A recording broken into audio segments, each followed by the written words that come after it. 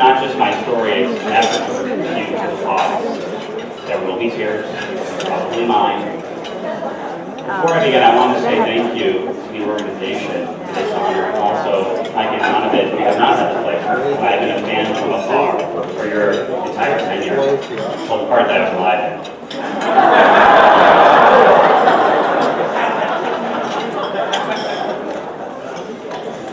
In preparation for this event today, Kidsave asked for childhood photos. I don't have any. My family doesn't have any. Let me tell you why. What I learned from a decade plus on the streets of New York City homeless with my sister, my brother, and my mentally ill mother is that the world owed me nothing and would pay accordingly. I remember so many instances of begging for change, being stepped over, seeking shelter in frigid, cold February nights of New York City. I remember my constant companion for the first 12 years of my life, hunger.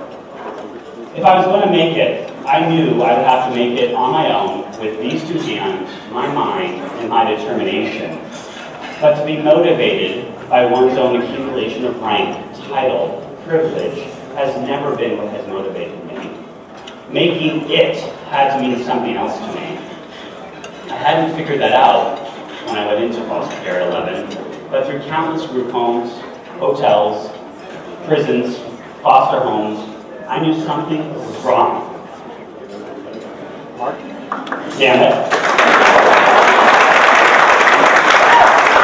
I knew something was wrong in a world that treated children like property, unwanted property at that. As we shuffled between homes, they blurred. I don't know how many schools I attended in my life. What I knew that was constant in my life was the love of my mother and my siblings. You see, family, as dysfunctional as mine was, is the reason I stand before you today. Kidsave is creating families every day, and I'm humbled to be part of that family now. Let me shock you with my true belief that we have the best child welfare system in human history today. That's wild to think about given the outcomes, but if you think about the moment of human history, you realize that is the truth. If we continue to scream fire, people will not get engaged in the system to help improve it. Be that as it may, it can be improved. And that's all of our job today. That is my responsibility and commitment, and that's your responsibility and commitment. These are your children. These are our children. It has been my cause, even while in care, to improve the system. One of my treatments in care was reparative therapy, helping cure me of my homosexuality. Clearly, they failed.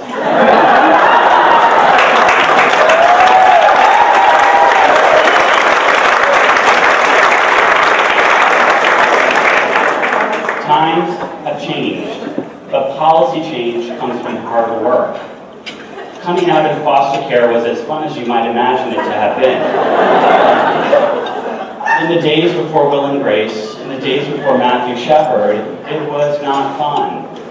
Working with the Child Welfare League of America and Land Illegal at that time, we overturned a more than 100-year policy that determined homosexuals got together, took on the issue from around the country, and I was proud to be the genesis of that work.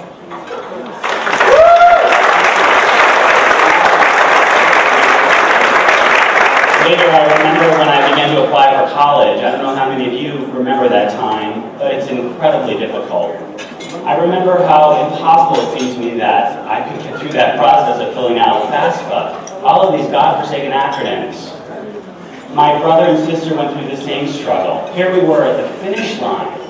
3% of foster youth go to college. Here we were. I couldn't even afford to pay for the application. In fact, I sent in most of mine without the fee. I couldn't afford to pay for books when I got to school, and when the school closed, I often found myself homeless again. In my career, I found a way to change that. My work after being a lawyer, which was awful, I hated being a lawyer. My work at college was perhaps the most profound thing that I have done in my life to date. I founded the Guardian Scholars Program there, which is a program to encourage and support foster youth at college.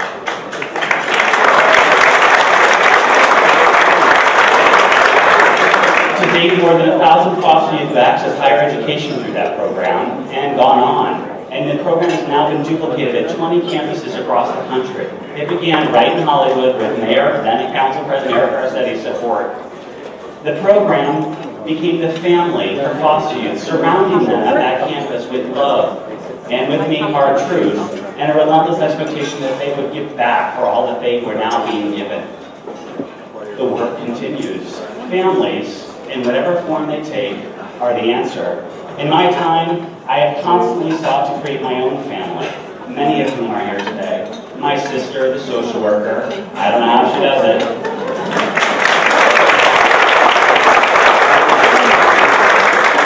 Mr. Antonovich, maybe a raise.